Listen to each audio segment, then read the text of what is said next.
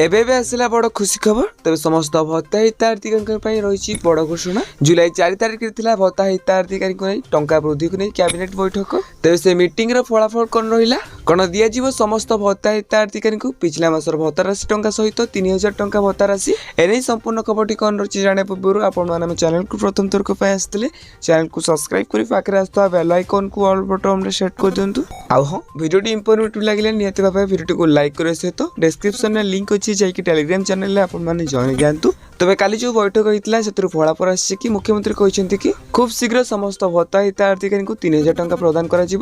60 वर्ष अधिक 80 वर्ष कम तेज सुधा भत्ता महासंघ जहाँ भी खबर आसुच्छी तेज सरकार को बारंबार यह प्रतिक्रिया को शुणापी से नाराज अच्छा तेज विशेष सूत्र जहाँ खबर मिलूँ कि खूब शीघ्र माननीय मुख्यमंत्री समस्त भत्ता हिताधिकारी को पिछले मासर भत्ता राशि टंका प्रदान कर सहित जो 60 वर्ष अधिक 80 वर्ष कम तो से